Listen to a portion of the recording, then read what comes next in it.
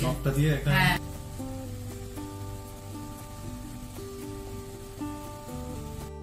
Hi friends, life of সদীপী চ্যানেলে তোমাদের আরো একবার স্বাগত। আশা করি তোমরা সকলেই ভালো আছো আর আমরাও ভালো আছি।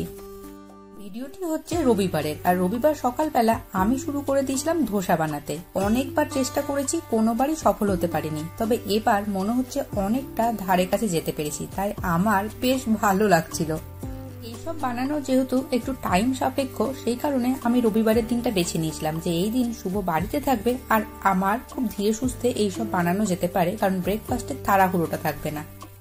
ব্রেকফাস্টে ধোসা খেয়ে আমাদের দুজনেরই মন খুব ভালো হয়ে গেছিল, আর ধোসা খাওয়ার পরে আমি এখানে স্নান করে পুজো করতে চলে এসেছি। আর যথারীতি শুভ ল্যাবে চলে গেছে। হ্যাঁ, আজকে রবিবার, তবুও ল্যাবে গিয়েছে। আমাকে জিজ্ঞাসা করলো ল্যাবে কখন যাবে, সকালবেলা যাবে না লাঞ্চের পরে। তা আমি বললাম সকালবেলা চলে যাও, কারণ এই সময় শুভকে আমার খুব একটা বেশি প্রয়োজন পড়ে না, আর ও বাড়িতে থাকলে ওর সাথে কথা বলতে গিয়ে আমার কাজের দেরি হয়, তাই ওকে ল্যাবে পাঠিয়ে দিলাম সকালবেলায়। আর এখন ইউটিউবে চারিদিকেই দেখি আমের প্রিপারেশন, মানে কেউ আমের আচার বানাচ্ছে, কেউ আমের চাটনি, কেউ আমের লস্যি, কেউ আমের পোড়া শরবত, অনেক কিছু। তো ভাবলাম আমি কেন পিছিয়ে থাকি, কিছু তো একটা বানাতেই হবে। তবে এখানে বেলজিয়ামে আম সারা বছরই পাওয়া যায়, কিন্তু সেই আম একদম ভালো হয় না খেতে। তাও আমি একটা সাহস করে নিয়ে এসেছি। শুভ তো আম কিন্তু একদমই চায় না, যেহেতু ভালো হয় না বলে, তবু আমি একটা নিয়ে এসেছি। বললাম যে ঠিক আছে, আমের অন্য কিছু না খাওয়া যেতে পারে, কিন্তু আমের লাস্সি তো খাওয়া যেতে পারে। দেখো, আমটা একদমই সাদা সাদা টাইপের, কি জানি কিরকম টেস্ট হবে। আমি আগে ঠাকুরকে দিচ্ছি, তারপরে সেই আম আমরা খাবো। এখানে আমি পুজো করে নিচ্ছি, আর আমাদের বাড়ির সামনে কিছু দেখলাম হলুদ রঙের ছোট ছোট ফুল ফুটেছিল। এই যে এই ফুলগুলো কি সুন্দর লাগছিল, তা আমি ওখান থেকেই নিয়ে এসেছিলাম কয়েকটা, ঠাকুরকে দেয়া যেতে পারে বলে। অনেক ফুল দিয়ে ভগবানের পুজো করতে আমার কিন্তু খুব ভালো লাগে, তবে এখানে তো ফুল পাওয়া যায় না, যেটুকু পাওয়া যায় সেটুকু দিয়েই করলাম। আর আমাদের বাড়িতে ইন্ডিয়াতে প্রচুর ফুলের গাছ আছে, মা ফুলের গাছ প্রচুর লাগিয়ে রাখে। আমাদেরও একটা ছোট্ট ছাদ বাগান আছে, সেখান থেকে ফুল নিয়ে আমরা পুজো দিতে পারি। তো আমার খুব ভালো লাগে, আমি যখনই বাড়ি যাই তখনই আমি অনেক ফুল দিয়ে ভগবানের পুজো করি। তো যাই হোক, আমার পুজো টুজো হয়ে গেছে, এবার আমি রান্নাঘরে চলে এসেছি। আজকে আবার রান্না করবো অনেক কিছু।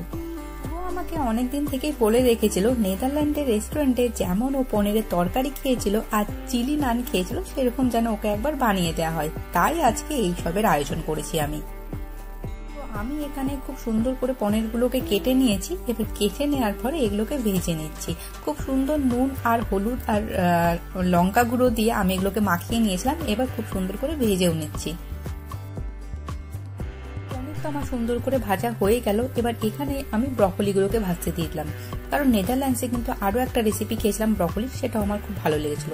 আর এখানে আমি পনিরের তরকারির জন্য মশলা করে নিচ্ছি। আমি কিন্তু টোটালি আজকে নিরামিষ করছি, সেই জন্য লঙ্কা, আদা, তারপরে একটু বাদাম, পোস্ত আর কিছুটা তিল, সবকিছু দিয়ে আমি একটা খুব সুন্দর মশলা বানিয়ে নিয়েছি। তারপরে এদিকে চলে এসেছি নান বানানোর জন্য। তো নান বানানোর জন্য আমি যে আটাটা মেখেছিলাম তাতে আমি দই দিয়ে মাখিয়েছিলাম আর একটু বেকিং সোডা দিয়েছিলাম, দিয়ে তো খুব সুন্দর করে আটাটা মাখিয়ে রেখেছিলাম। এবার আমি খুব সুন্দর করে বেলেও নিচ্ছি। বেলে নেওয়ার পরে আমি আমার নিজের টেকনিকে নান বানাচ্ছি। আমি ম্যাক্সিমাম সময় এটা ওভেনে দিয়ে বানিয়ে নিই, তবে আজকে আমি এইভাবে বানাচ্ছি। তো এখানে যাতে কড়াই খুব ভালো করে লেগে যায়, তার জন্য আমি এরকম কড়াই নিয়েছি, ননস্টিকের কড়াই নিইনি। আর এটাতে একটু জল দিয়ে দিয়েছিলাম যাতে ভালো খুলে না যায় যখন আমি উল্টাবো। তো আমি উল্টানোর প্রসেস যখনই করলাম তখনই দেখছি এটা খুলে গিয়েছে। যতই আমি টেকনিক চেষ্টা করি না কেন, আমি সাকসেস হতে পারিনি। এবার বুঝতে পারলাম যে সবকিছু আমার দ্বারা সম্ভব নয়, তাই আমি আমাদের যে রুটি বানানোর যে নর্মাল প্রসেস, সেই প্রসেসেই চলে এলাম। এই প্রসেসেই খুব সুন্দরভাবে আমি নানগুলো বানিয়ে নিলাম। নান তো আমার বানানো হয়ে গেছে। যাক, ভালো একটা জিনিস শুভ ছিল না, না তো বলবে তোমার দ্বারা হবে না। যাই হোক না কেন, হয়ে গেল ওইদিকে। এবার আমি পনির বানাতে চলে এসেছি। পনির বানানোর জন্য আমি একটু বাটার আর একটু তেল গরম করে নিয়েছি। সেতে ফোড়ন দিয়েছি ওই গোলমরিচ, তারপরে গোলমরিচ দিইনি, লবঙ্গ দিয়েছিলাম, দারচিনি, এলাচ এগুলো দিয়েছিলাম। তারপরে যে মশলাটা বানিয়ে রেখেছিলাম সেই মশলাটা দিয়ে দিয়েছি, অনেক করে টমেটো দিয়েছি, আর হলুদ, লঙ্কা গুঁড়ো যা যা দেওয়া যায় সবকিছু দিয়ে দিয়েছি।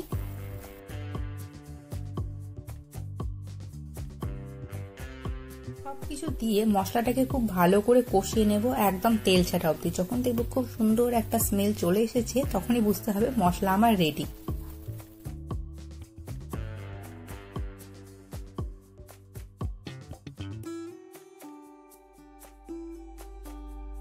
সুন্দরভাবে মশলা কষানো হয়ে গেছে। এবার যে আমি পনিরগুলো ভেজে রেখেছিলাম সেই পনিরগুলো সব দিয়ে দিলাম। দিয়ে কিছুক্ষণ নাড়াচাড়া করার পরে এটাকে আমি ঢাকা দিয়ে রেখে দেব।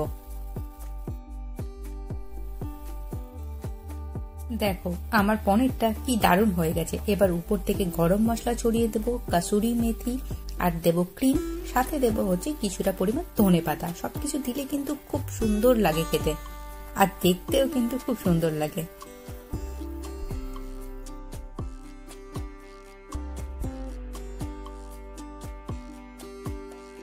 তো যথারীতি আমার রান্না করতে করতে শুভ আবার ল্যাব থেকেও চলে এসেছিল, কারণ কি অনেকটা সময় লাগছিল রান্না করতে। তো ওর টাইম হয়ে গেছিল বাড়ি চলে আসার খাবার, আর আসার পরে দেখছি যে রান্না হয়নি। ঠিক আছে, অসুবিধা নেই, কারণ এরপর তো আর ও ল্যাবে যাচ্ছে না, তোকে ওয়েট করানোই যেতে পারে। আর সকালবেলা ধোসা খাইয়ে রেখেছি, তার জন্য খিদেও আশা করি অত তাড়াতাড়ি পাবে না। তো আমি এখানে ব্রকলির জন্য এখানে হোয়াইট সস বানানো শুরু করে দিয়েছিলাম, আর শুভকে দিয়েছিলাম একটা কাজ করতে, সেটা হচ্ছে নানগুলো যেগুলো বানিয়ে রেখেছিলাম তার উপরে আর কি চিলি, ধনেপাতা এই সবগুলো বাটার দিয়ে ওগুলো বলেছিলাম যে তুমি এটা করে রাখো। তো ওইদিকে এগুলো করছে, আর আমি এখানে একটু হোয়াইট সস বানানোর জন্য নিয়ে নিয়েছিলাম আটা। আটাটাকে খুব ভালো করে বাটারে আমি একটু ভেজে নেওয়ার পরে তাতে দিয়ে দিয়েছিলাম দুধ এবং ক্রিম। এখানে দিয়ে দিচ্ছি একটু চিলি ফ্লেক্স দেওয়ার পরে দিয়েছিলাম হচ্ছে তোমার কিছু পরিমাণ বাদাম, যেগুলো আমি গুঁড়ো করে রেখেছিলাম। সবকিছু দিয়ে মিশিয়ে নেওয়ার পরে আমি ব্রকলিগুলো দিয়ে দিয়েছি। ব্রকলিগুলো দেওয়ার পরে আমার কিন্তু রেডি হয়ে গেছে। আমি উপর থেকে গরম মশলা দিয়েছিলাম, আর এটা খেতে কিন্তু সত্যি অসাধারণ হয়েছিল। কেউ একবার ট্রাই করতে পারো, অসাধারণ হয়েছিল। আর এখানে আমি বানাবো হচ্ছে ম্যাঙ্গো লস্যি। তো এখানে ম্যাঙ্গো নিয়ে নিয়েছি, দই নিয়ে নিয়েছি, আর শুভ বললো যে বেদানাও দিতে, তাই আমি কিছু পরিমাণ বেদানা, মানে কিছু কয়েকটা আর কি দানা বেদানাও দিয়ে দিয়েছিলাম। তাই জন্য ম্যাঙ্গো লস্যির কালারটা খুব একটা হলুদ হয়নি, একটু মিডিয়াম টাইপের, মানে হলুদ আর লালের মাঝের কিছু একটা কালার হয়েছিল। যাই হোক না কেন, ম্যাঙ্গো লস্যিটা খেতেও কিন্তু অসাধারণ হয়েছিল। আর শুভ এখানে কি করেছিল, উপর থেকে একটু ও মৌরি ছড়িয়ে দিয়েছিল। ফাইনালি সবকিছু সময়ের মধ্যেই রেডি হয়ে গেছিল। আমি ভাবছিলাম যে সবকিছু সময়ের মধ্যে হবে কিনা, কারণ যখন দেখলাম শুভ চলে এসেছে তখন তো আমি ভাবছিলাম যে বাবা আমার এখনো আরো অনেকগুলো জিনিস বানাতে বাকি আছে, কিন্তু না, সবকিছু হয়ে গেছে। এবার আমরাও সবকিছু নিয়ে বসে পড়লাম।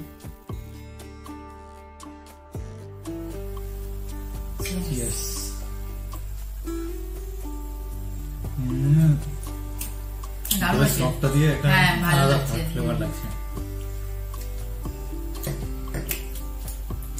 এটা খান।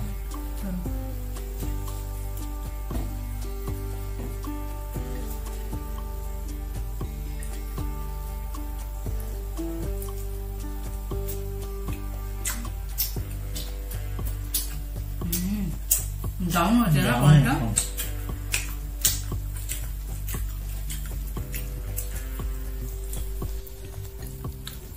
পুরো লাল লাল ঝাল ঝাল।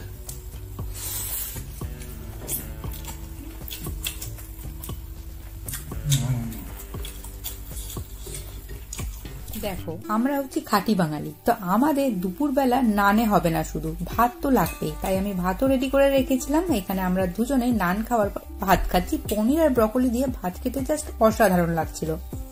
তারপরে যথারীতি খাওয়া দাওয়ার পর বাড়িতেই ছিলাম, টুকটাক কাজকর্ম করা, শুয়ে বসে এইভাবেই দিন কাটালাম।